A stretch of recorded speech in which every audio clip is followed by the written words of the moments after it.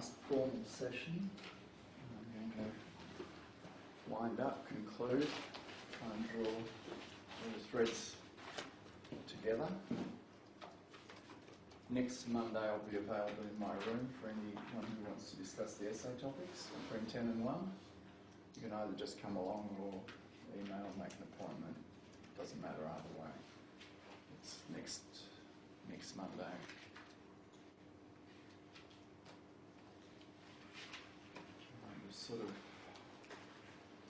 This whole course has worked indirectly, as you're all well aware, and I imagine has not been clear to you why we were doing what we were doing or what direction we were going, and it's been a bit like the Noyaki Comanche in the searches. They say they're going one way, and in fact they're going the opposite way.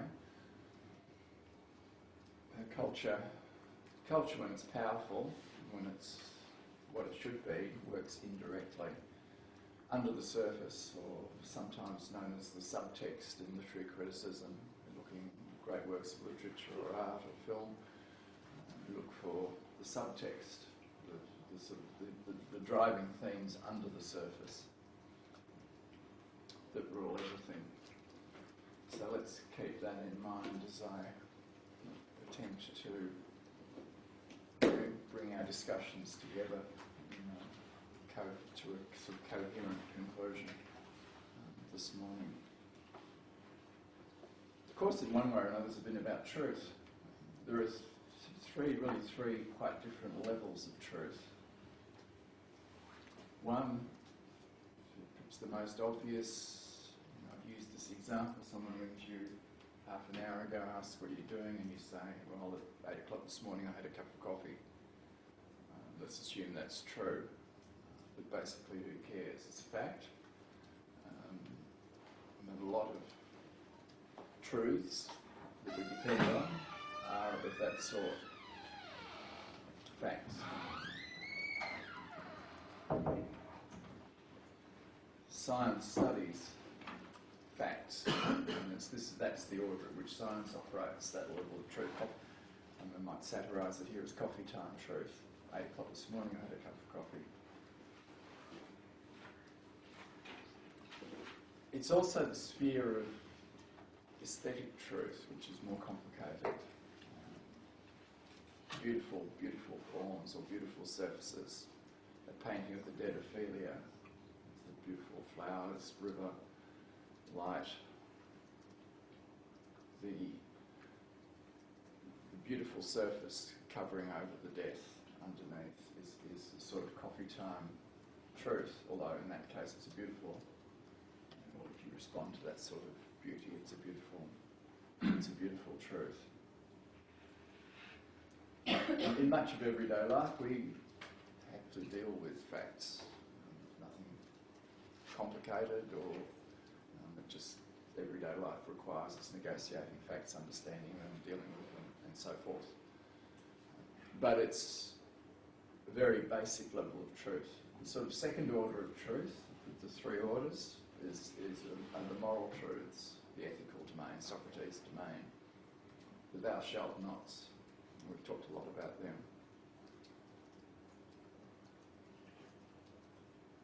They're really quite different from facts. A few of our stories have hinged on moral truths. Socrates himself argues the key to the good life is being a good person, being a virtuous person. In other words, operating in the ethical or the moral plane. And his whole theory of culture is geared to the moral. In Hamlet's variant, the sort of the moral law, thou shalt not betray trust, is central. The moral law, thou shalt, wherever there's thou shalt nots, we're talking in the ethical or the moral sphere. Thou shalt not betray trust, which is what, in Hamlet's eyes, Ophelia does. She betrays trust. And he is overwhelmed by that. So at that level, and we've had a number of persuasive readings of Hamlet, but the one one level, that's very important to understanding the story. Certainly not the whole. It's not the whole truth about the Hamlet story, but thou shalt not betray. Very important for Shakespeare, recurs in a number of his works. It's also very important for the American writer Henry James. You're familiar with his work. Trust, the importance of trust. We had it last week with Billy Budd. It was central to Billy that his captain trusted him. I trust you, my boy. In fact, Billy was quite happy to die, sleeps quite soundly before he's being hung at 4 o'clock in the morning. And mainly because he has the trust of his captain. And maybe there's more than just a moral law going on there, but in the most obvious sense, it's a moral law. In the Peter story, we had a look at the painting of Peter's denial. Peter breaks basically a moral law, thou shalt not lie, about knowing someone is important. Thou shalt not commit a major lie. White lies, there's all sorts of excusing reasons for white lies. They're often necessary, it's often the right thing to do. But big lies, Peter's is a big lie, denies knowing the man has changed his life. Breaks the thou shalt not, and is humiliated by the young woman, the girl, the servant girl, who exposes his lie. He's like Ophelia, actually. He suffers shame, extreme shame, at realising that he's broken a very, very important moral law through cowardice. It's often the motive amongst us humans for breaking important moral laws, cowardice. We're afraid. And Peter, to use the Aboriginal terminology, has been awakened to the law by breaking it. He's been awakened to that particular law by breaking it. What happens then? Crucial to the next part of the story. We're not told in that painting, and it depends which of the lives of Jesus you read. In one, Matthew, Peter becomes very courageous, founds the church and is crucified. In the other, Mark, he's destroyed. He's destroyed by, like Ophelia, he's destroyed by breaking a law. He can't. His character doesn't have whatever strength is necessary within it. His character doesn't have whatever strength is necessary within it to withstand that humiliation.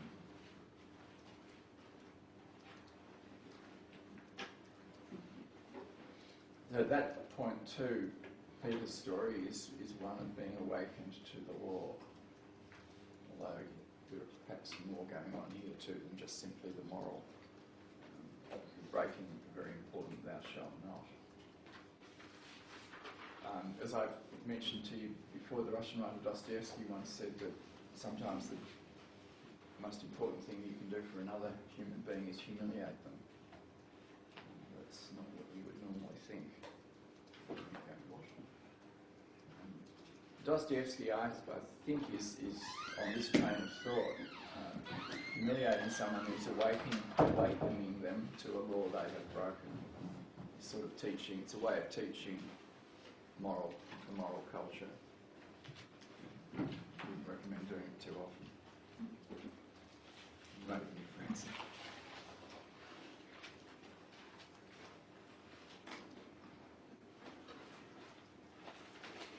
Dostoevsky himself was really tuned into these sorts of questions and sort of realised that there's a sort of, we live in coffee time. Snapping out of coffee time sometimes happens because of tragedy or crisis or shock, as in the case of Ophelia or Peter. Peter really just wants to go back to being a fisherman, get back to his own previous life, back to coffee time. It's all too difficult.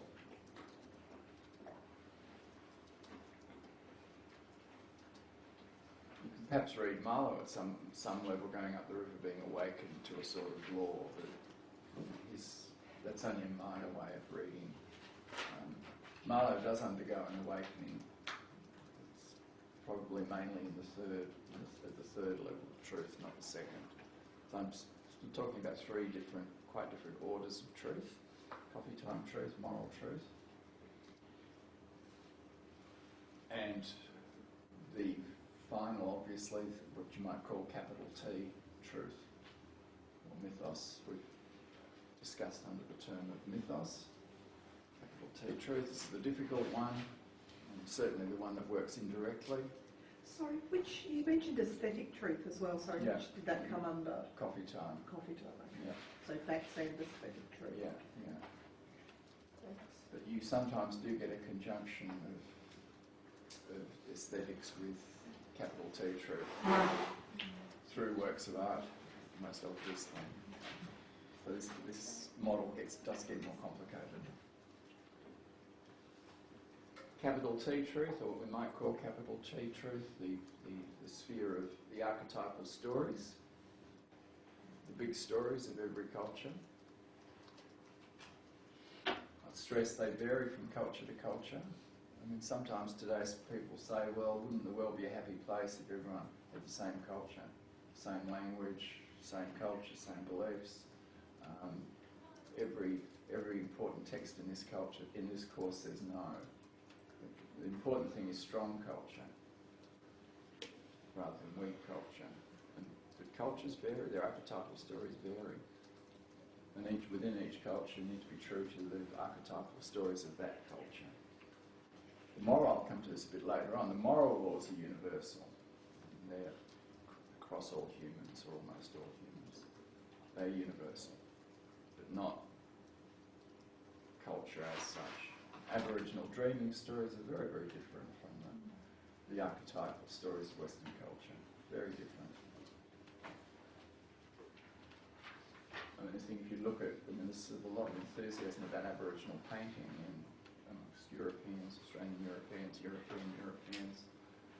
And I suspect fundamentally that it's impossible for a Westerner to understand. The cultural distance is very great. To pretend to understand sort of works of the culture that's as different as that, I think in some ways is presumptuous.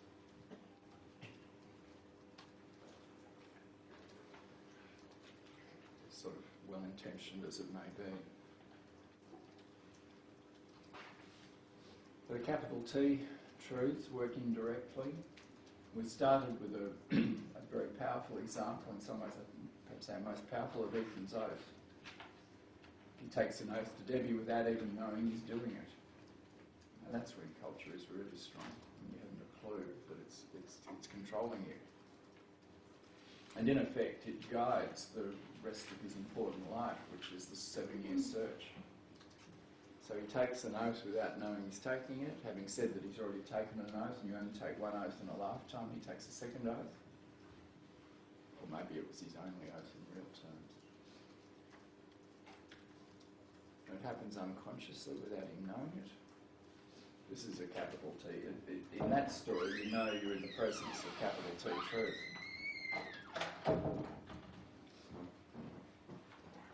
And it's strong enough to drive him through a long, a difficult search that virtually no other human, sort of superhuman search.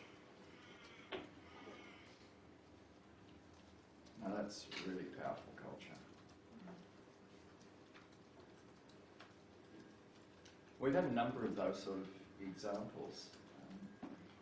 Mary Magdalene, we're not even told, we're not even given the incident when she comes across Jesus on some occasion, and just that encounter of 30 seconds or however long it is, she suddenly sees herself for the first time.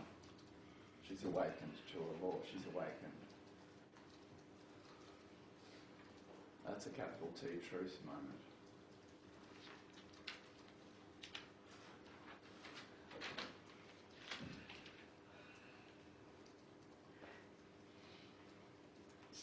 The ancient Greeks had a term kairos. They had two terms for time. One was chronos, as in chronology, refers to time some of you are familiar with this, refers to time in the normal sense of Monday, Tuesday, Wednesday. The time that's measured by the clock, chronos time. But there's also quite a different sense of time, kairos or epic time, K-A-I-R-O-S, or epic time. Now when you move into the sphere of mythos or capital T truths, you're taken out of normal time into kairos time or epic time. I mean, the 30 seconds where Magdalene encounters Jesus is the most important 30 seconds in her life. And it's worth years and years of anything else. Years and years of coffee time. Coffee time works in Monday, Tuesday, Wednesday, 9 o'clock, 10 o'clock, 11 o'clock.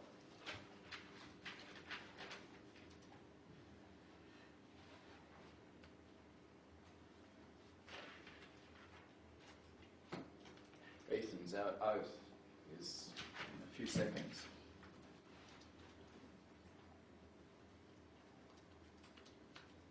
And it really comes to a climax when he grabs Debbie at the end and instead of killing her, takes her up in his arms and carries her back into the community.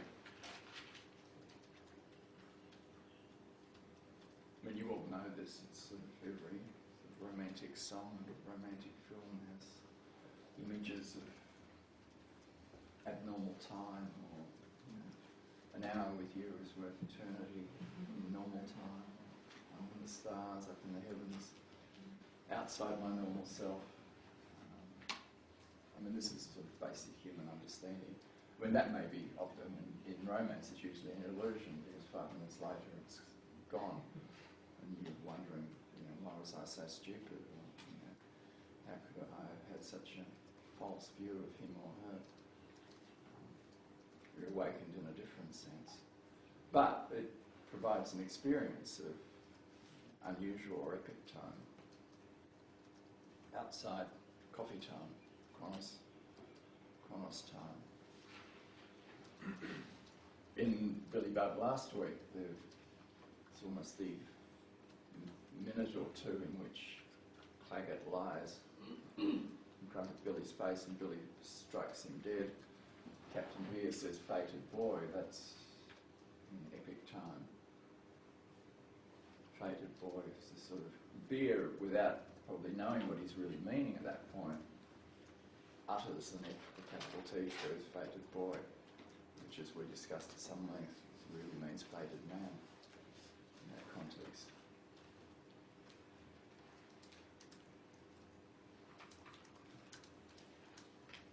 It's what Marlowe is after capital T truth, of course. It's what the journey into the heart of darkness is all about. Unfortunately, he meets Kurtz.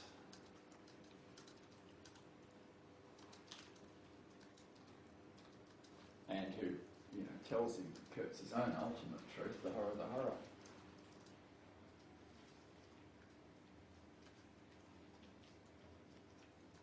When Marlowe leaves the absurd city, London, with its unwholesome beer and its fear of scandal, police going mad, life in coffee time, because he sees it, Marlowe sees it as basically absurd, coffee time as I'm describing it here. He goes in search of capital T truth.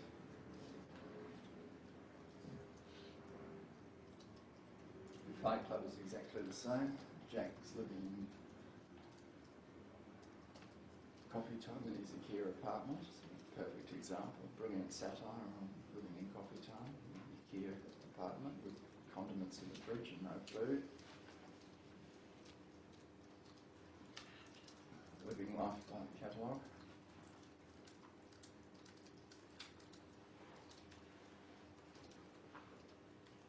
Does anyone know whether IKEA sued Fight Club? Or maybe it's just all publicity is good publicity, even that. Well, the same as Starbucks was in almost every shop. There was a Starbucks coffee cup. And Krispy Kreme. I think Starbucks paid for it. Paid to be in the film. Yeah.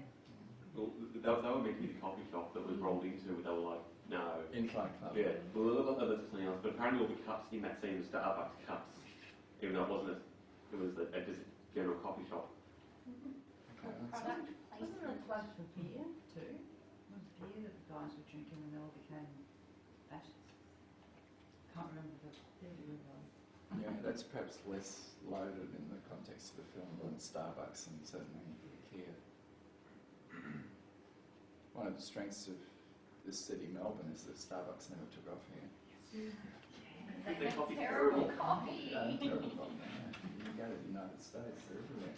You just want them everywhere. At least you can get a coffee that you know what you're getting. I love In Starbucks. Yeah, I 'cause love otherwise- Starbucks. I only like it in I'm American, America. but I love Starbucks. Well, because if I went to a cafe, like, oh, can I have a coffee? And they just give you like an instant crap. But if you went to Starbucks and you ordered You get a slightly latte, less instant crap. pardon? You get slightly less instant crap. Well, it's a latte that in Melbourne you'd think was awful, but in comparison, it's pretty good. Melbourne does all of their coffee espresso style instead of drip filter coffee style. So it's a different way of making coffee. This But is a cultural defence.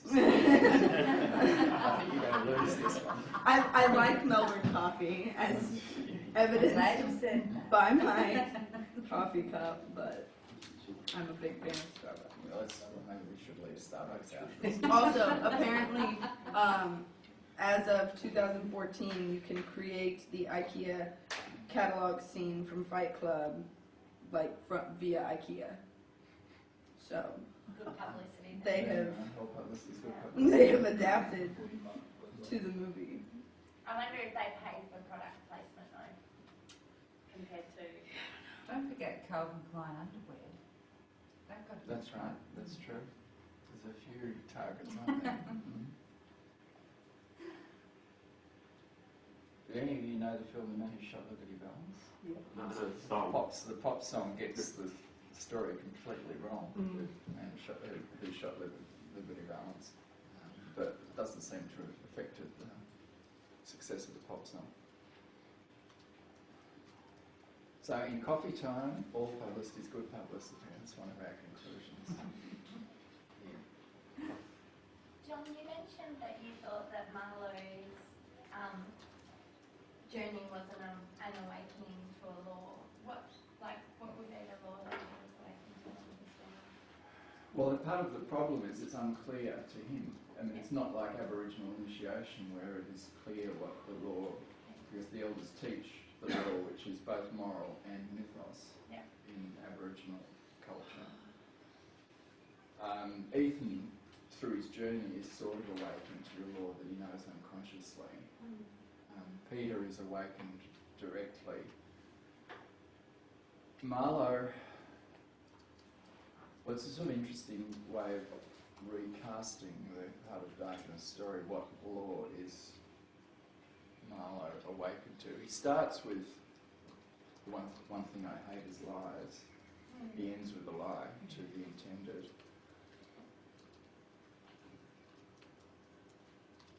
He's in pursuit of, to use the terms of today, he's in pursuit of capital T truth. He's certainly awakened to the fact that the person he thinks who embodies capital T truth, Kurtz, is a monster, or is like at least half a monster. Same thing happens to Jack. I mean, Jack really, once the Fight Clubs get going, Tyler Durden sort of rips him out of coffee time, literally blows up his apartment. And then from that moment on, he is sort of in search of capital T truth and thinks that Tyler Durden will lead him there, but becomes disillusioned for the last half hour of the film, or perhaps even a bit longer than that, increasingly disillusioned in the last phases of that. Just as Marlowe becomes increasingly disillusioned with Kurtz, from the moment he meets him. But this is really perhaps we can put that question on hold because it's an important one.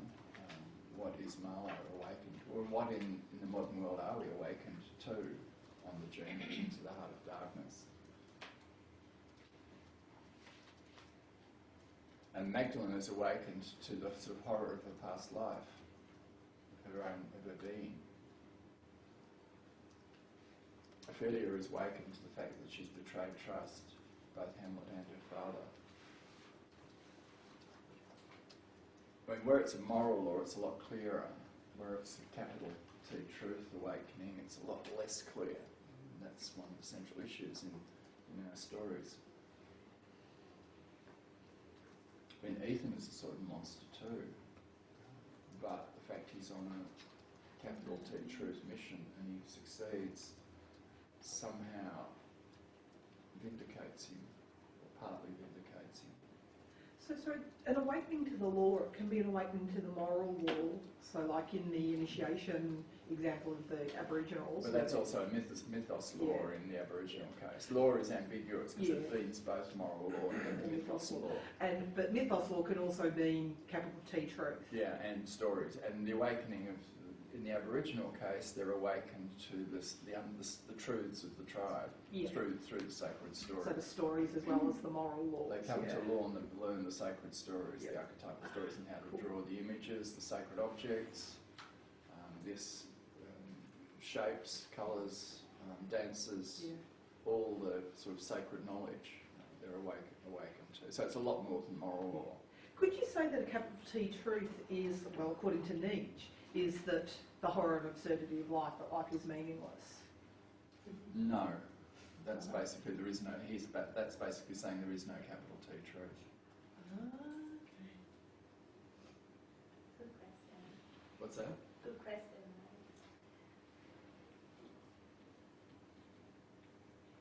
He might reply your way. But there is one, and which Kurtz does too. There's just the horror of the horror. So he's saying that there is no truth, no capital T truth. The capital T truth, though, really depends on a sense of a higher order, something beyond. And as Marlowe notes about Kurtz doesn't believe in anything beyond himself. He sort of kicked the world to pieces. And Kurtz's problem is there is nothing outside himself. So the capital T truth is really hinged to a sense that there is some sort, whatever that means, there is something beyond.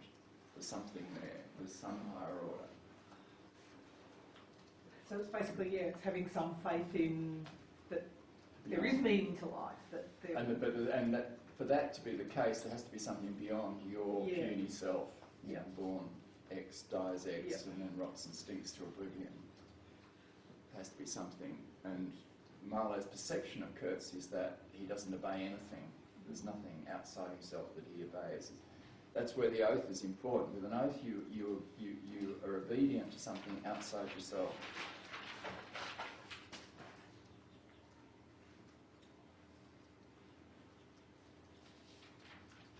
And in Ethan's case, he doesn't even know what the sort of the oath to Debbie that he's guiding him. So is it kind of like, I know, like in Alcoholics Anonymous, that you have to have a higher entity that you sort of give yourself up to. And I think traditionally it was religion and God, but I think now that they just sort of said it can be whatever you They institutionalise it. Yeah, you look up to. Yeah. So Well, churches do that, and Alcoholics Anonymous is a type of church where you set up a body of moral. Usually, it's moral laws. It operates usually in the middle level of truth. There's a series of moral laws, and you must obey these, or else. It's just something outside yourself. Something outside, yes, it's sort of self-conscious doing of this. But through the big text we've discovered, we sort of know that's not enough, because it's the capital T truth that really matters. It's not. The churches operate at the moral level. It's their strength and their weakness. All of them. It doesn't matter what the. I mean, maybe if there is such thing as a Buddhist church, maybe that's different. But you know, Jesus attacks the Jewish church, but you know, what he says about them is exactly the same as the Christian churches that have been built in his name. Churches basically depend on, just like Alcoholics Anonymous, on building a code of morals, and then everyone within it obeys them. Yeah. Tyler Durden does this in Fight Club. He builds a church basically with his followers, nameless followers. I mean, it's a satire. I don't know whether it's a satire, but certainly it looks like a satire on building a strong community, which then sort of turns into a fascist gang.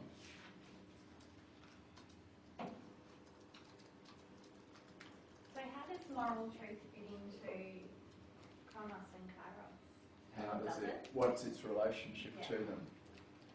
Can it go both ways, or? Well, Ophelia is ripped out of her normal chorus time by suddenly the shame of realising she's betrayed Hamlet and him calling her a whore. I mean, he very deliberately targets her normal understanding. Peter is ripped out of normal time by the servant girl exposing him. You're lying. Yeah. So in that way, moral and truth can fit into epic time, They can. Yeah, they but can. it doesn't have to. Yeah. But it's usually when they've got some sort of mythos connection Yeah. rather than, steal a motor car. Yeah.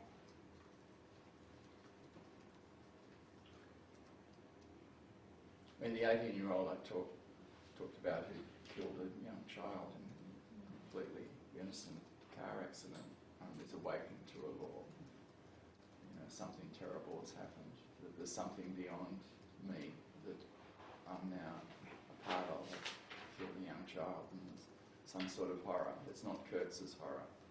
It's a sort of violation of higher order, to use a different language. But, unfortunately I'm now fated boy, fated girl, has happened to struck me. That's an awakening. And then may well be the whole of the rest of the life determines how it plays out. The whole of the rest of the life is basically driven by this one instant, this one terrible tragic incident, Carroll's time.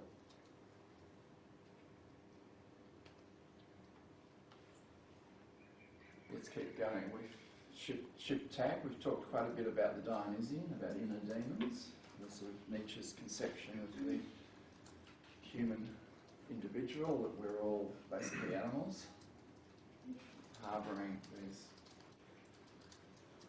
insatiable passions, erotic passions, sadistic passions, destructive passions.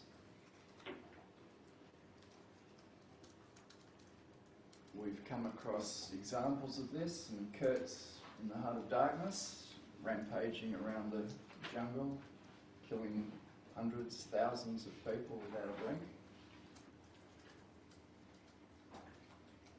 The demons have taken over, the Dionysian has taken over. Ophelia, in her shame, suddenly there's this upsurge of inner horror at what she's done or who she is, which destroys her. I talked about the example of the rat girl, the American student who feared that her inner self was a rodent, a vermin. It was vermin. It was a very sort of inner sense of dirt, contamination, destructive. That my inner self is destructive, is dirty and destructive. This is sort of Dionysian horror, like a nightmare. Sort of nightmare horror. In nightmares you awaken to extreme fears, sort of horror fears. We had Silenus, the fat, drunken old lecher, for whom there was no moral law. Rubens' portrait of him in an act of buggery, an illustration of the sort of the Dionysian, the sort of under it all, these seething satyr passions.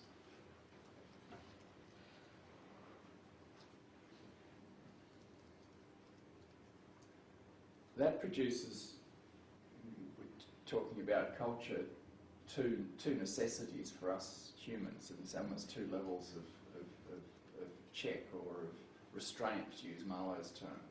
This is what Marlowe learns in Africa. He learns to admire restraint.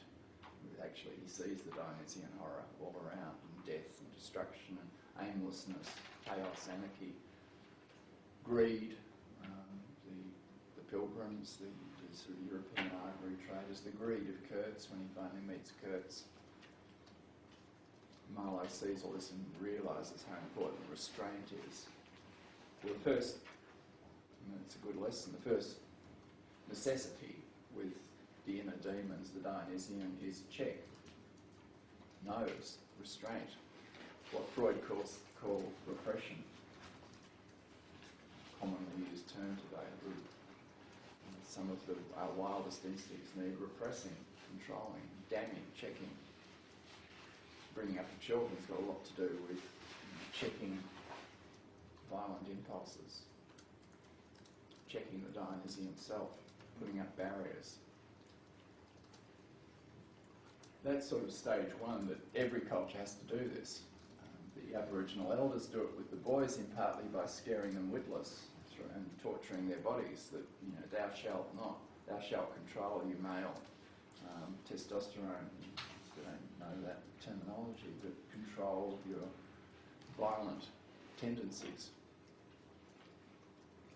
And sort of, almost function one of Aboriginal initiations is to get the Dionysian under control, to check it. And for that to happen satisfactorily, it needs culture. It needs sort of stage two. It needs culture to redirect. The energy has to come out, or that violence has to come out, but in what Freud calls a sublimated form, in a civilised form, in a redirected form. Aboriginal initiations redirect all of that passion into religious activity, culture.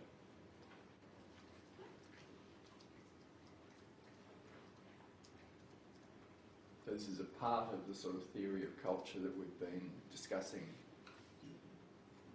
Sort of wild, satyr, Dionysian self needs restraint, as in Marlowe, but also needs something to believe in. The Aboriginal initiation is the perfect model. The elders then teach the culture. So it's a way of redirecting that passion into a constructive... Into culturally creative, what Freud calls culturally creative activity. Yeah, that's exactly it.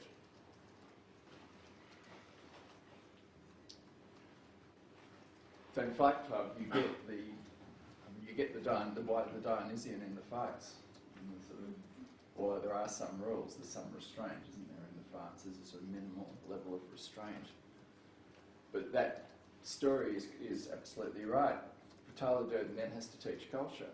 If you awaken these young 30-year-old boys, never grown up, spent all their lives with women, if you awaken them, you've got to then teach them culture like the Aboriginal elders do. Otherwise there's going to be trouble, which is what happens.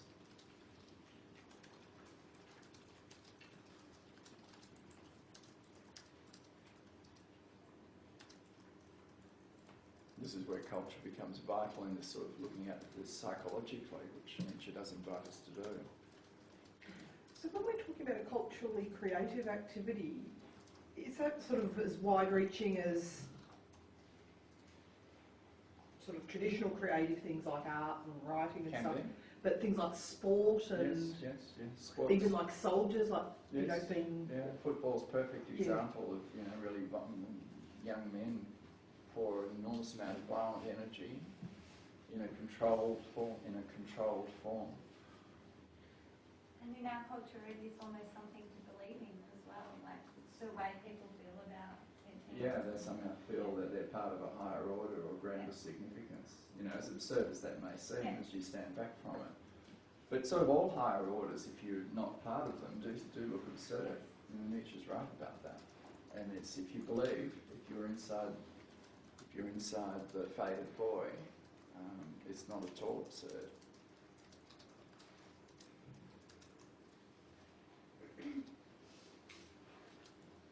But then there's a difference between, those sort of common sublimations and, say, a mythos story like Billy Budd. Because team loses, miserable for half an hour, and next Saturday's another game. So you can have activities like sport which are psychologically sensible or perform a very important function for all of us. Dancing, you can think of a whole range of physical activities where there's a lot of energy is expressed in a controlled or sublimated form, and usually feel better at the end of it. Usually does people a lot more good than psychotherapy for that reason. So could you say that that's fusing the Dionysian with the Apollo because you've got the control aspect coming into the Dionysian? Certainly, yeah. And successful sublimations like, football or dancing or whatever it happens to be. Michelangelo hammering away at blocks of marble, a huge amount of violence in sculpture of the Michelangelo form. It creates beautiful objects. But if you're purely Apollo, you wouldn't have that passion to fire it, so you'd have the control, but it'd sort of be... Or it might not connect. Yeah. It might not connect with, whatever your demons are, the inner demons. But at that point, the culture has to match the inner demons. Otherwise, this is the problem with the rat girl. There's no culture there to enable her to start to be less fearful about herself. I mean, those of you who know The Sopranos, that's a major part of Tony Soprano's story. He's a very violent self. The violence often comes out, but he sort of, for the 6th series, he actually fails to find what he's looking for, which is the capital T truth that would allow that Apollo Dionysus harmony. His daughter probably has it. She's maybe the only one in the whole series who does. A bit like Searchers at that level. Although Ethan has it and Debbie has it in the Searchers.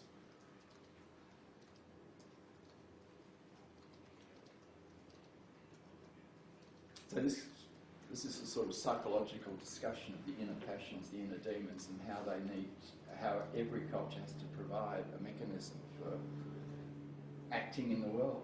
I mean, we all have to live. We have to act in the world. Yeah. We're getting that on, please. You want a fan? Yeah. It's a bit warm, isn't it? Sweating here. He's just overexcited about the discussion. Oh, 9 bags, we did 7 bags. What's that? There are 9 bags, we did 7 bags. 7 fans. Yeah, and 9. 2 of them might be white. Girls. What's it all talking about?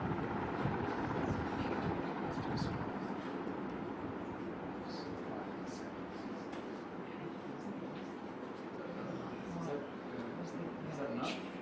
Is that too strong? That one's too strong. That one's too strong.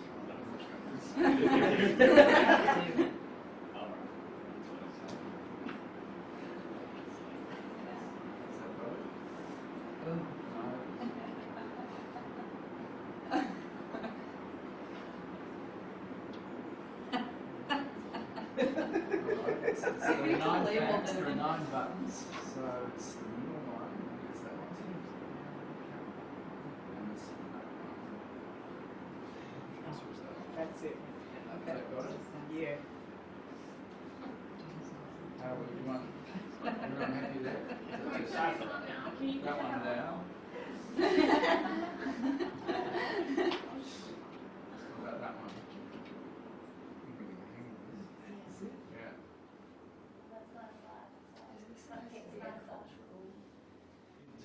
There we go. Now we at least have some circulating air. Very good stuff. We're not breathing in our own carbon dioxide. Right. Actually, that reminds me one of Freud's favourite stories on the inner demons. They're sometimes completely trivial. One of his favourite stories is, I think, a Grimm's fairy tale about peasant's wish. Do any a peasant couple are given 3 wishes? They're suddenly given couples given 3 wishes. The wife suddenly thinks, "Oh, I feel hungry. I'd like a plate of sausages." And the husband gets so annoyed that she's wasted a wish on a plate of sausages. He's I wish those plates of sausages would hang from the end of your nose. And so they have to spend the 3rd wish getting the sausages off the end of your nose. The moral being that we have all these dreams of happiness and eternity and what we would do with 3 wishes, but we're inwardly driven to ruin, inevitably inwardly driven to ruin those sorts of possibilities, the inner self. That's not really like silliness, but it's worth bearing bearing that in mind, the degree to which petty urges we can't control sometimes govern our behaviour and make us do very silly things.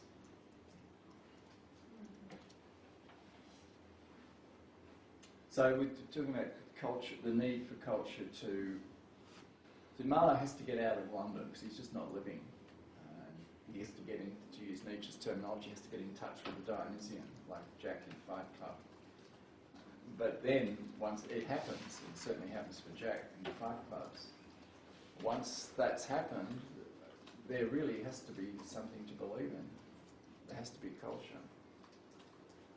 Otherwise, it'll just be an orgy of destruction or excess, as in Kurtz is a beautiful example of excess. If you go on this path and you don't find culture, something that will work, that will give meaning, then beware.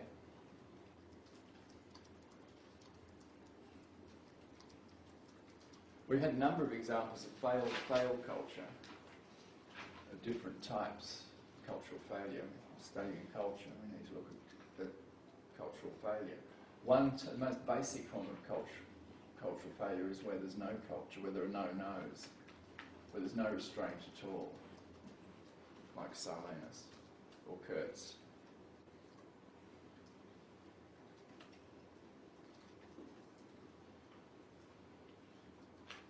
It's like when human babies start in this condition, no restraint, no culture. We had other examples of that, of no culture.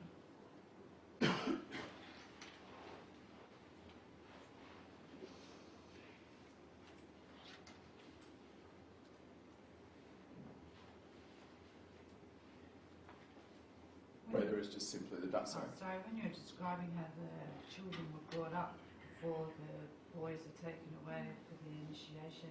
In Aboriginal culture, yeah, yes. That seemed very free. That's true. Yeah, very positive, sort of attractive example of no culture, the life of the Aboriginal child. It's pleasure, indulgence and pleasure. Very little, not much satire either.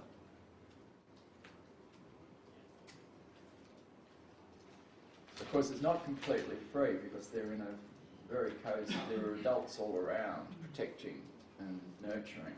And you could use their example well, all this Nietzsche stuff about violence and sadism.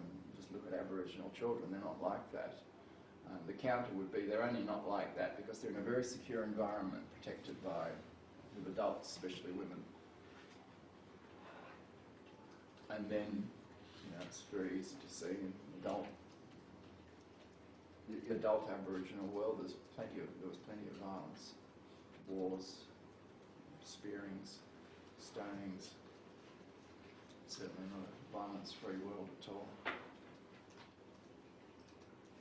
fact, the first settlers in Sydney were shocked by the way men treated their wives, how violent they were to their wives. The initiation described as quite violent in itself. They're extremely violent. Yeah. Yep. The initiations themselves are almost pure violence, torture. It's almost like an awakening to that. Yep.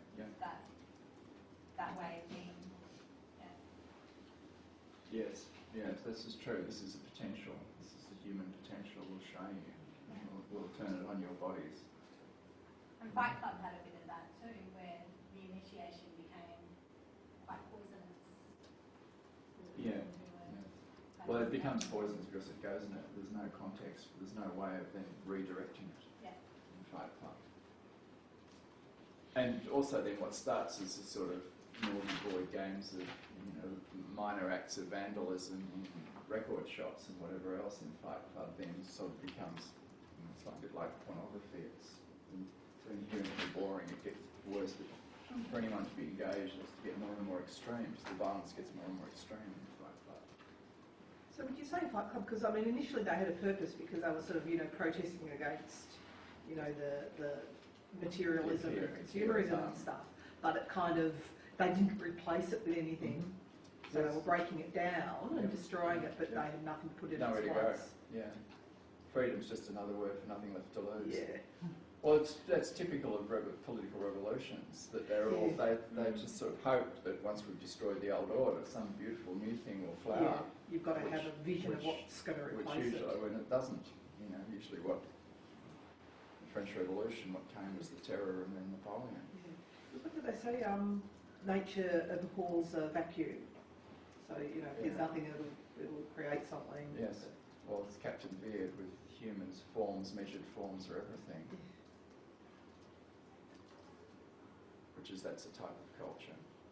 Other sort of second type of fail culture we've observed is where the sort of culture fails for, say, for Hamlet. That, it's not that there are no no's for Hamlet, but he fails to find the capital T truth or a meaning. The rat girl fails to find. Her culture fails to provide her with, as in Fight Club, fails to provide.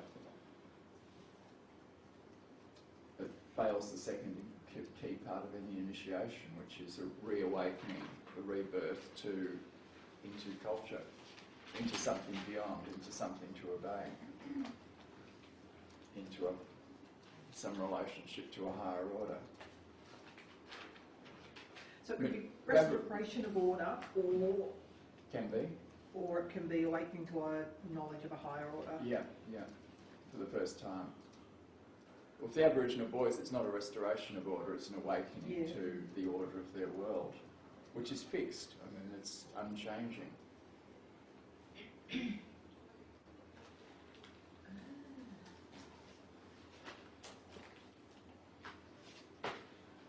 I mean, Captain Veer is maintaining an order, but then he's awakened to the fact it's actually not, it's only the middle order, and that there's a higher order, which Billy Budd represents. And that's when he's taken into the sphere of capital T truth, and it's left open at the end, whether he's redeemed or whatever that might mean. He's sort of ripped out of his understanding of truth and order. I mean, the moral order is very important for us humans. Veer's right. Measured forms are almost everything. But they're not everything. And that's what our key stories are about. They're not everything. In the Magdalene story, Simon the Pharisee obeys the moral law. He lives in moral order. But in that story, that's very destructive. It's not the truth.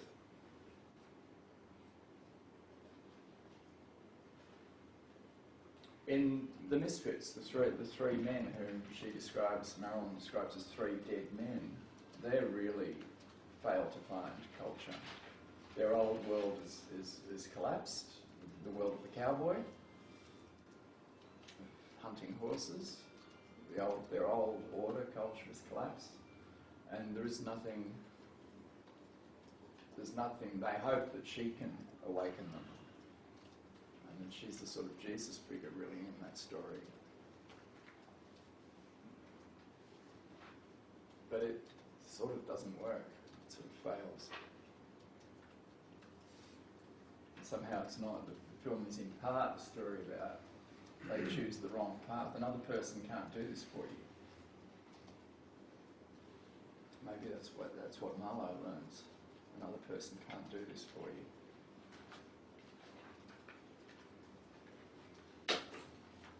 We had a lot of examples of cultural failure of this sort, failing, going on the journey, the heart of darkness, but failing. Jack's another one. Maybe he discovers finally a sort of culture with Marla Singer. She sings to him. We did have that perplexing question of why she calls Singer Marlo the Singer.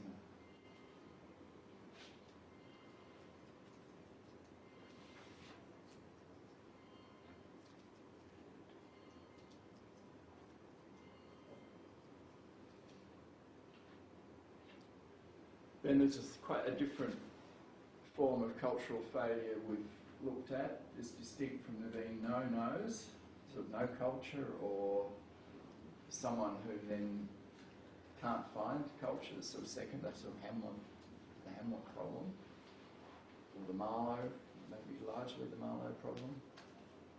The third one, where people choose false culture. They get it wrong.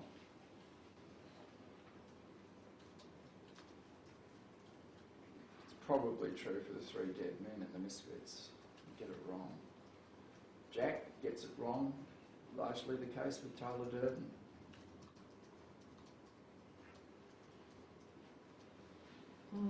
The Intended, perhaps the strongest example in Heart of Darkness, the Intended's got a culture, but it's illusion. It's a redemptive illusion. And for a certain period of time, you could say that Marlowe has as well, because he's got this illusion that he's going to find the truth through Kurtz, but then he discovers that... Absolutely. Yeah. It's a redemptive illusion that takes him up the river. Yeah. And then probably largely loses its redemptive quality. Yeah. And then turns into a sort of grotesque caricature in the form of the Intended. So is that the law he's awakened to, that another person can't do this for you? Maybe. Yeah. Maybe Or that's a part of it, yes. Or maybe he took the wrong journey. Yeah. I mean, that's a big issue. Ethan's lucky in that, you know, there's a sort of unconscious oath at the start which actually sends him on the right journey. And then he does restore order.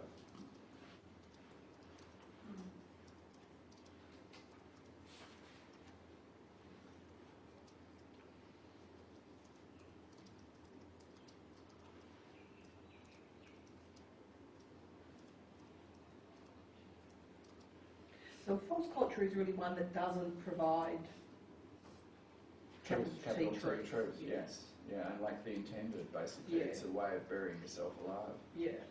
Yeah. I mean, she's hardly even got coffee time. She's just stuck in a room, Yeah. feeling self-pity.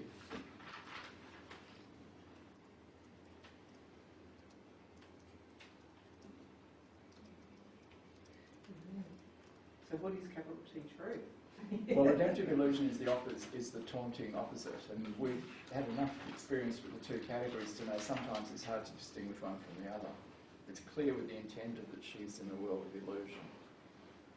Where Marlowe ends up, how much has the illusion been destroyed, or how much is it still there? It's probably unclear. Where does Jack end up? The sort of illusion's broken down, isn't it, in Jack's case?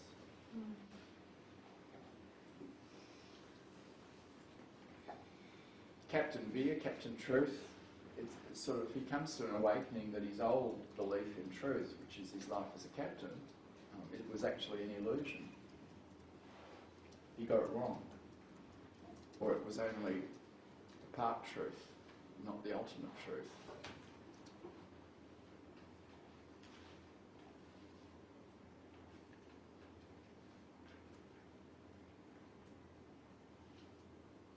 When in the searches we had the detribalised Indians, didn't we? They'd lost their culture, and it was a sort of, their world was a sort of world of sort of buffoonery, sort of comedy.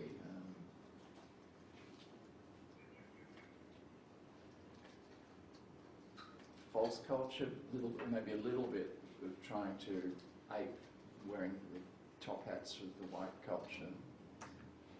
Sort of false culture.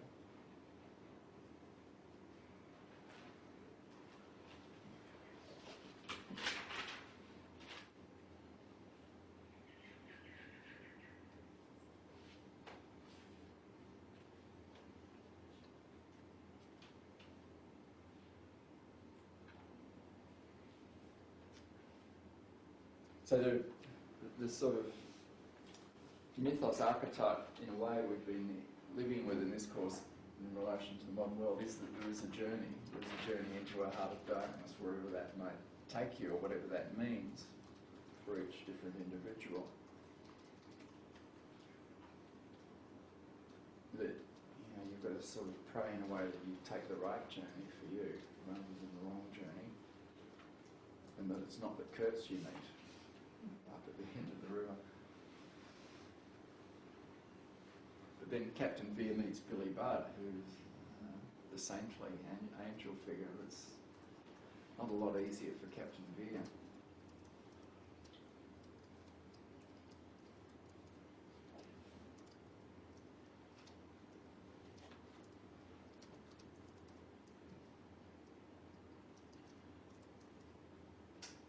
And the sublimations then become possible. One of our big doubts about Marlowe is he's not continuing to captain ships. That's what saved him getting up the river. He had a job to do. He had a sublimation. He had stopped him going over the edge. He had a real job to do, but it hasn't continued as he hasn't spent the remainder of his working life as a captain. Couldn't you argue that Kurt's had a job to do as well? What would have been was Kurt's job in the Heart of Darkness? Yeah, but he was to source the ivory. To get as much ivory as possible. Except it's a sort of uncontrolled, wild, and he's not interested in. Endless and Yeah, it's just a manifestation of his own megalomania, his own mad, inflated sense of himself, his ego. Yeah. I mean, that's very important in the whole theme, and back to Nietzsche, the emphasis on the loss of the I, the loss of self-importance or insecurity within culture. The Aboriginal boys, it's important their I, the old child self, is destroyed. And when you come out of that, you come out of it as almost an anonymous member of religious culture. Now, Tyler Durden understands this. He tries to remove the names of all the people in his gang. But they don't get a sort of rebirth as in initiations. The culture doesn't come.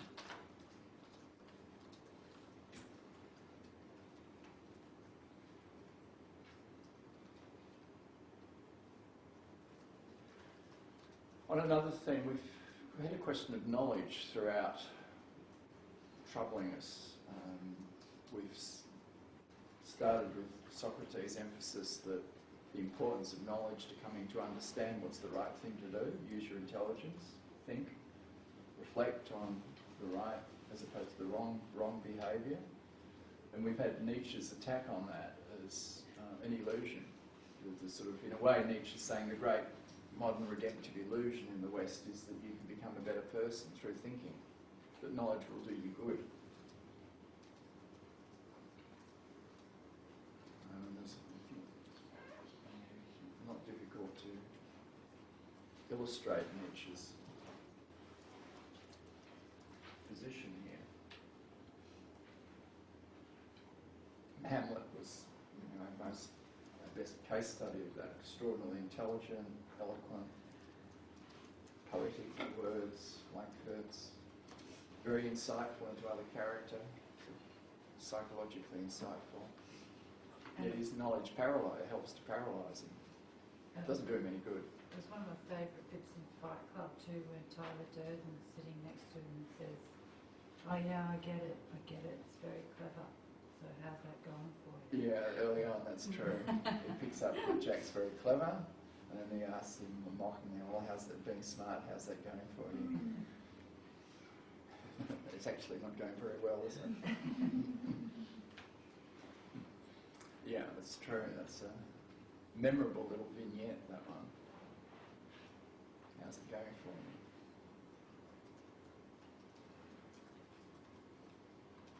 So we have the question of what, and we're meeting in a university which centres on knowledge. So what are the positives and what are the negatives that we can conclude at the end of our meetings together? Well, there are positives of, Socrates is partly right. In everyday life, it is important to be practical, to be able to think rationally about what you should do. Use insight into other people to help that process. Captain Veer is a very good example. He's a very practical, intelligent, rational man. He uses knowledge to be a better captain than he would be otherwise. In that case, knowledge is a positive.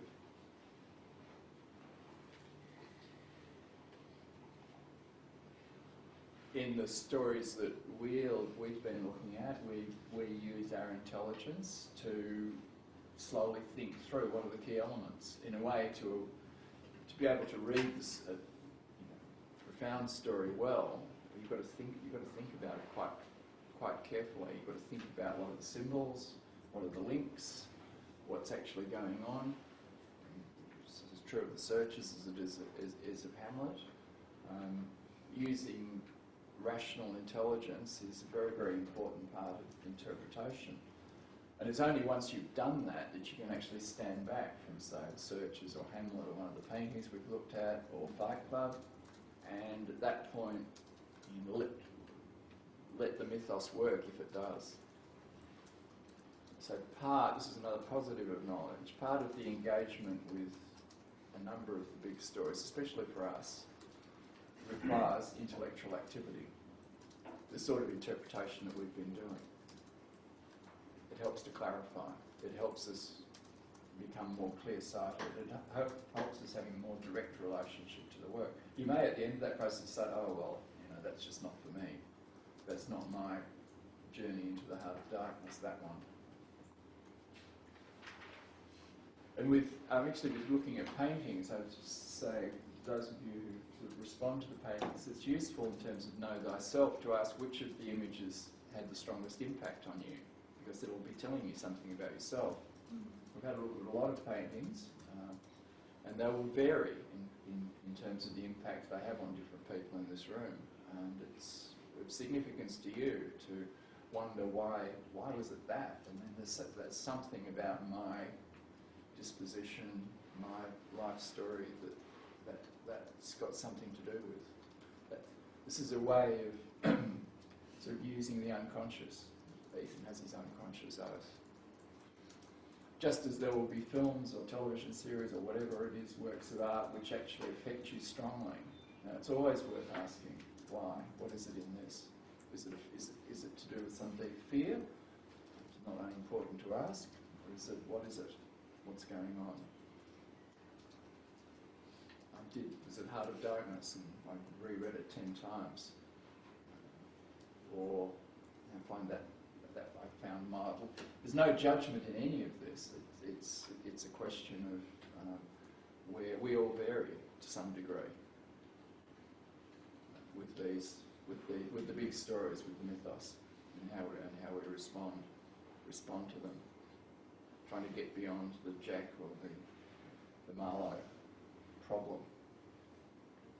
And this sort of done properly, we've been attempting to do it here, this sort of rational activity to do with knowledge helps to focus the mind. And we've all found that. Helps to focus the mind. And that can be useful. It's a sort of technique.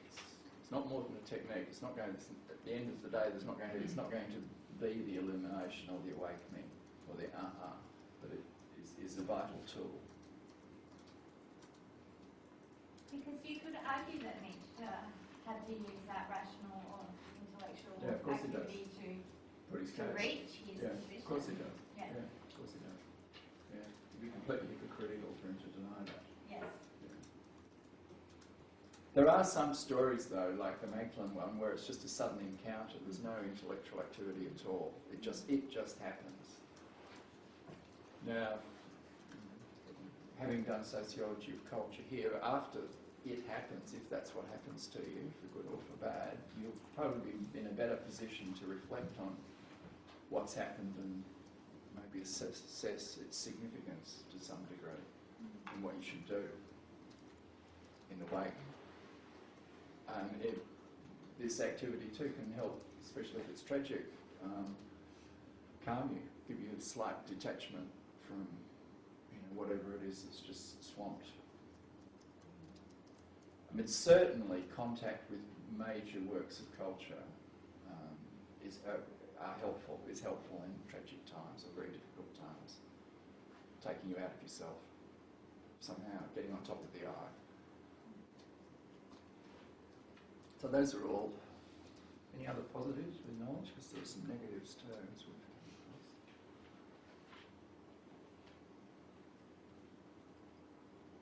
Well, the negatives are the Nietzsche ones, led by far the most important in our culture, and he would argue in Western culture since Socrates, this illusion, this fantasy that you can change yourself.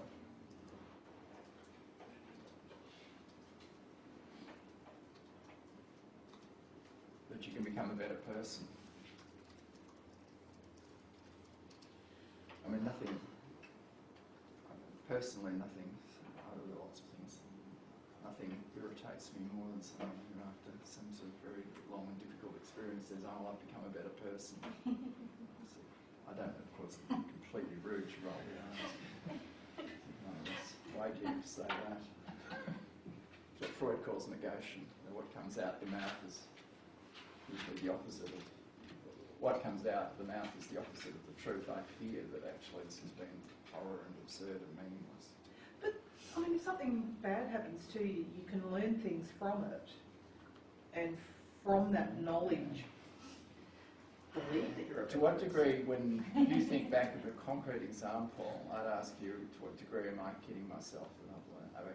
I mean, there are occasions. You can become more thoughtful, you can become stronger, you can become more suffering aware. leads to thinking. Yeah. It's automatic. You suffer, you reflect. Pain leads to thinking. I mean, Nietzsche tells us this. I mean, the best way to strengthen the memory of this is through suffering. Pain makes us reflect. Whether at the end of that, I mean, Hamlet's our case study of pain leads to endless reflection. It gets him absolutely nowhere in terms of what he should do, how he should live, and what he should do.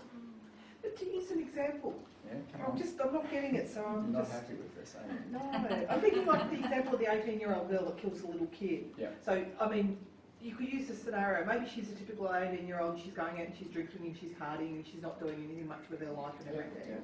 She's in Has an proper time. accident, suddenly sort of goes, oh my God, and it changes her and she becomes a lot more serious and she decides to, I don't know, volunteer with some kid's charity or something like that and become a big sister and all that kind of stuff. So she becomes a better person as a result of the tragedy that she's experienced.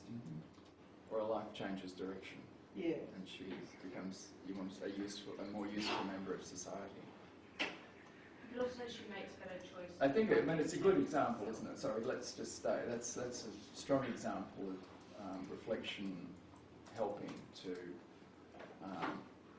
change a life's direction and do something which actually is to the benefit of all. So you're actually but you're saying it doesn't mean that she's a better person, it's just that she's taken a different direction. I think what I would say is that she's it's admirable that it hasn't crushed her or she hasn't just taken to drink. Yeah. And that she's someone we can admire. Whether she's a better person, I'm not sure. I think that often that sort of virtue is a sort of gloss or that Nietzsche would say he's very suspicious about, whether, and we do, that sort of thing of doing good. I mean, for example, we usually do that because we enjoy doing good. We feel good about ourselves. Yes. It's not so altruistic. Which is not to say that the world's not better off for it. Of course it is. But we have to be very careful with the better person. But it can become a redemptive illusion because that could be the knowledge that allows her to go on. That she goes, well, yeah, this really bad thing happened, but maybe it is a delusion or an illusion, but I'm a better person because of it. So it gives her meaning in life. She's made sense of what has happened and therefore enables her to go on. Possibly, but it won't be a redemptive illusion if it's actually she feels at home in what she finds she's doing. It brings her some sort of deep fulfilment. Like Mary Magdalene, after her awakening, we don't know what she actually does. I mean, she's in the same position. What do I do with the rest of my life? If then what happens is looking after certain types of children, or the primary school teacher, whatever the 18-year-old does, if that helps it turn into a Magdalene or a Billy, someone who's at ease in themselves, someone who's got some sort of sense that this is right, or this is the right order in the individual self, then that's not a redemptive illusion. If she has to say, oh, well, I am doing very good things and I'm a more virtuous person, I'm a better person for everything that's happened, I think Nietzsche's right. You should be deeply suspicious about that. So Redemptive illusion then, I think I've misunderstood this a little. So it's, you're fooling yourself. Yeah, you're fooling yourself, like the intended, you're fooling yourself. So it's a justification or something. And if you need to justify it, it means you're ill at ease in what you're doing. The person who's happy in what they're doing doesn't need to justify themselves. This person who's happy doesn't need to talk, or doesn't think about happiness, you just are. So Venetia, but something like that happening, some sort of awakening, you don't become a better person because you've changed your life in that way. You still have the same dark impulses and urges. Yeah. It's just that on the outside you might learn how to negotiate the world in a different way. Well, you found your path, to use another, Yeah. it can be like a cliche, you found your path, you found your way, Yeah. you found your fate. Yeah. Fated boy, you found your fate. And one of the messages is of a number of our stories is people, the fortunate people are people who are in harmony with their fate, whatever, with the script. Whatever the script's been written for you. Billy Budd sleeps perfectly happily the night before hours before he's going to be hung. He's at home in his fate. Captain Veer is much more troubled. Malo is a lot more troubled. But a redemptive illusion's not necessarily a bad thing. Like getting back to this, even if you're fooling yourself, if it's giving you the strength to go on, keeping you going, then is that such a bad thing? It's probably not the worst. That's what you could say. It's not so bad. In the terms that we've been looking at, it's not great, but there's no culture is worse. Yeah. Because I think we all do that to a certain extent, because we've all got crap stuff happening in our lives, and if you sat there and dwelt on it, you just curl up in the corner. But instead you try and make the best of it, and you give yourself an illusion, sort of going, oh, it's not that bad, there's other people worse, blah, blah, blah, just to keep yourself going. Probably true, isn't it? Is that to stop yourself from sinking into the Dionysian sort of... Nietzsche would say, though, that if you need that, then you are blinding yourself to real culture, which is the only thing that would really help you. So real culture is in capital T truth. Yes, it is. It's not in, well, the psychotherapist is an extension of Socrates, because psychotherapy depends on the belief that knowledge I can reform who I am. I can change, I can become a happier person. I can become a better person. I can be... Sorry, but for Nietzsche there is no capital T truth, I thought. Well, Nietzsche's mixed because there are sacred sites. Birth of Tragedy's really got two quite different views in it. Yeah. So for the sacred sites in Nietzsche, there is capital T truth. Yeah. And for the Greek tragedy, there's capital T truth. I mean, Oedipus violates sacred order, like 18-year-old. So the main problem with knowledge for Nietzsche is this driving modern Western illusion that life is not fated, that you can improve yourself. It's possible to, I mean, he doesn't go into this, but it's certainly possible to improve societies. No one in their right mind would want to go back to medieval Europe and the squalor and the violence and discomfort and the disease and the starvation and everything. I mean, almost every sensible criterion, we live in a much better society than our ancestors did. But that doesn't, which might lead us to think, well, if we can improve society, surely we can improve ourselves as individuals.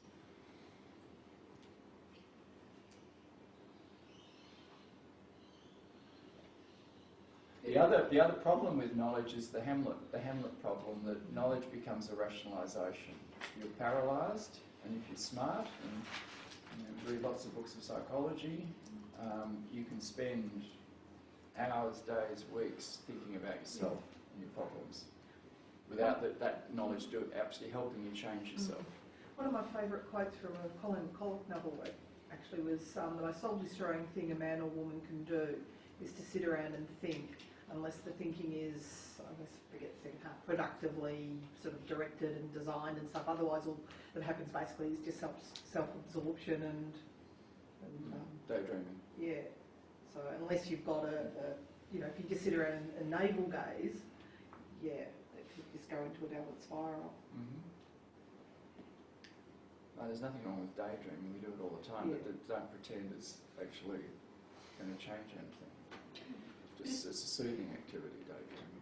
If Nietzsche believes in a fatedness, isn't that in itself a kind A of... higher truth.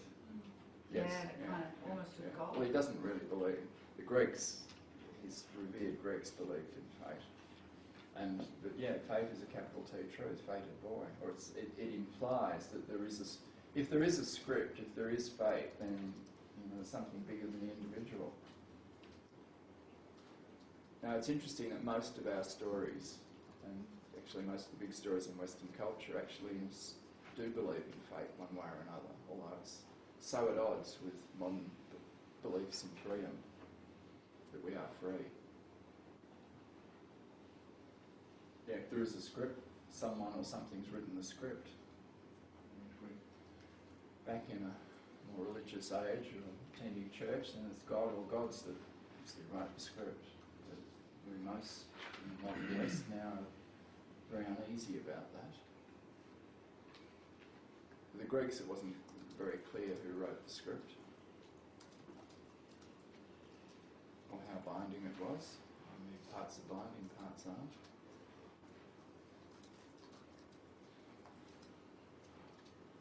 So self-awareness is just a kind of booby prize. Consolation.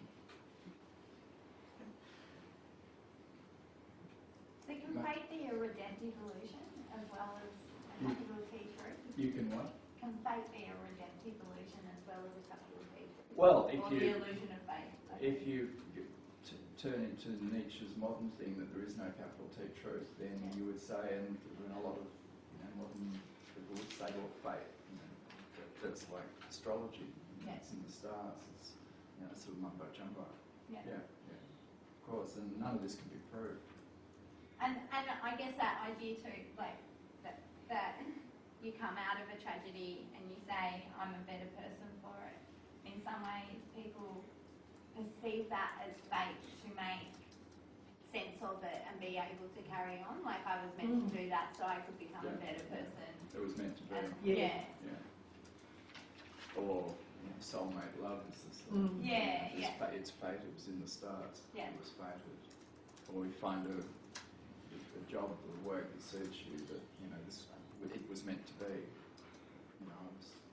This is obviously it was meant for me. Or this is who I am. That's a sense of fate. Yeah. So they're quite common manifestations like those.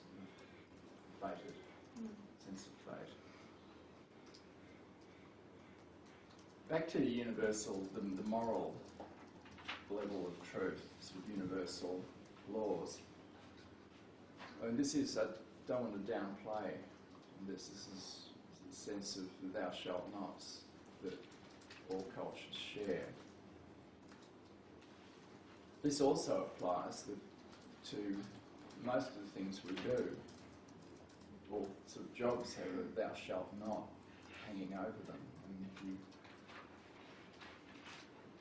get a carpenter to come and put a new window in, and then the window jams or sticks or it rattles, you'll be really annoyed. You'll be annoyed because the carpenter's broken a law of thou shalt not do a sloppy job, or, thou shalt not be bad at what you do. It's this sort of... Pardon?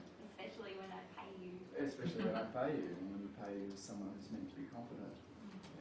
And that's Captain Veer there is a law over being a captain of a ship. And he's a very good captain. He obeys the law of being a captain.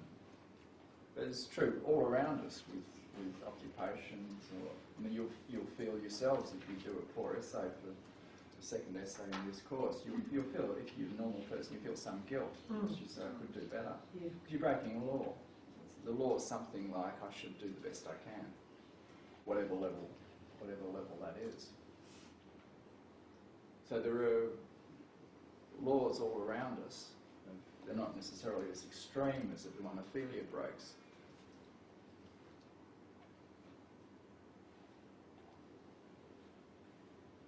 And human life is very ordered.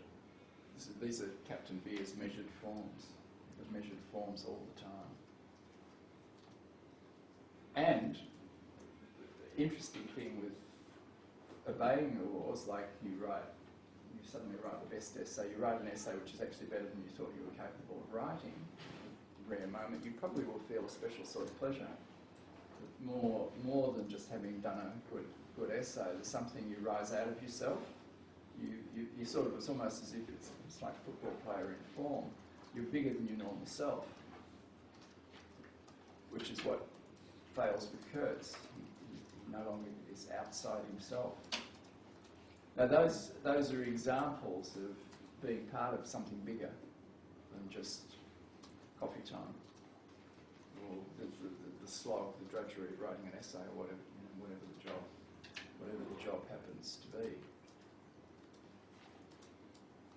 Human existence is sort of constant battle between coffee times, the laws, the ordered forms, and the sort of the yearning for a capital T truth, moving through the whole.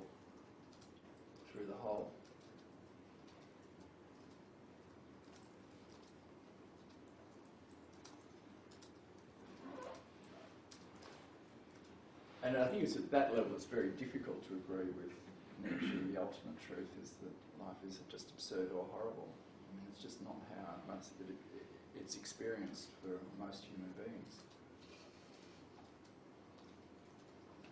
There is reality and pleasure in orders, in obeying orders, in working within orders. And there are glimpses of higher meaning, of greater. There are glimpses of the capital T truths. And even if you don't, in the modern world, it's not usually the case. You do it. It's the Mary Magdalene experience where suddenly, wow, in an instant, life has changed. It's usually much more obscure and much more difficult, more like for Marlowe, Captain Beer.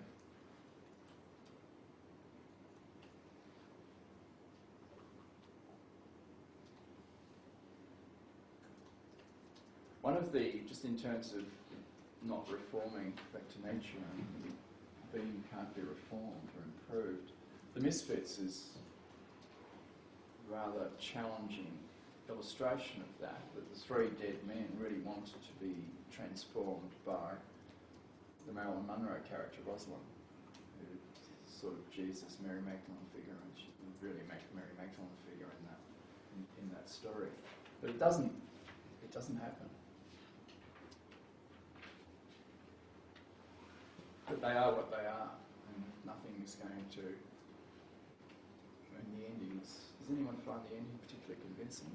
It's sort of when they drive off into the sunset.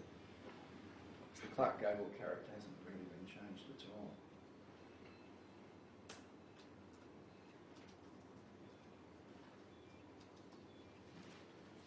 I think this is another example of another person can't do that for you.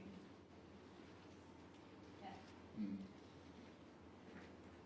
And Billy Budd only does it for Captain Beer because of the circumstances in which Captain Beer has to kill Billy Budd. And in some ways, Captain Beer does that for himself. Like, he makes those choices for himself. I mean, Billy Budd is the symbol of, that's not the right word, but the vehicle of that passage, right?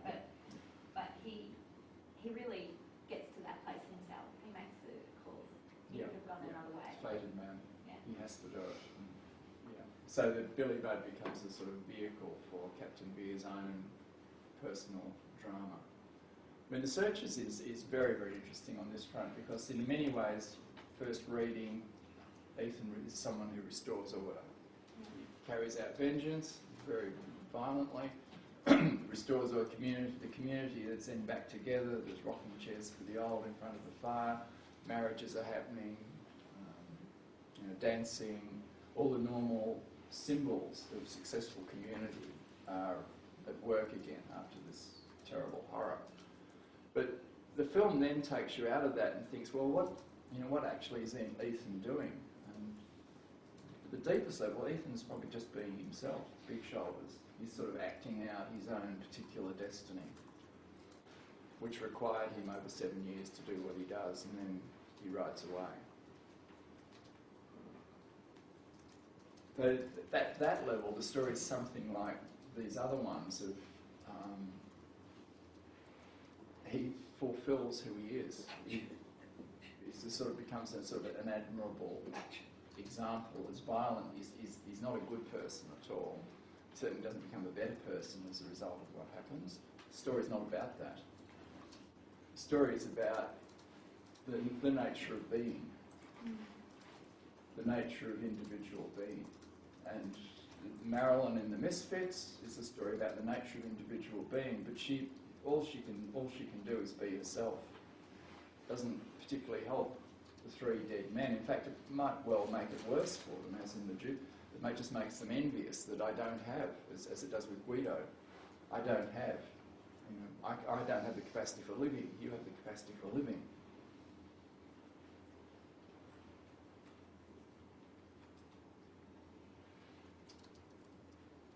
In our culture in the West is very individualistic, and you can, in these stories you can see that. Sort of the capital T truth at the end of the day is a question for each individual. It's not a social, we're not a tribal culture. Salvation is not found in the group or in the tribe, unlike the Jews, unlike most other human societies. Because with Ethan, like in some sense he didn't really restore order in the bigger picture. Like there's two cultures that are still trying to learn, opposing cultures trying to learn to share space, and he hasn't really bridged that divide. It's just in the smaller picture. You mean the whites and the Indians? Yeah, and it's just in this. I mean, I'm sure those sorts of events would happen again. They're not going to not happen just because Ethan sorted out the Debbie problem, that she's in the wrong place and he's brought her home.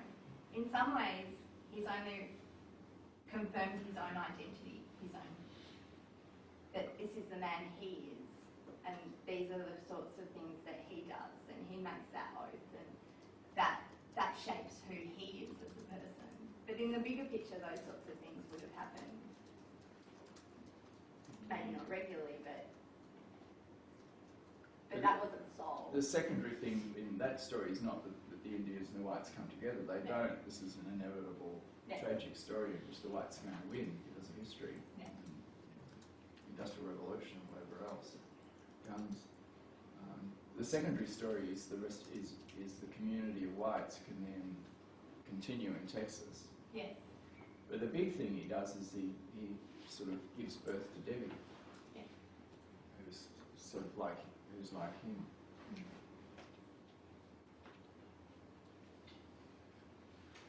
We might have a 20-minute break, and we're going to come back and do something quite different, have a bit of fun. 20-minute break.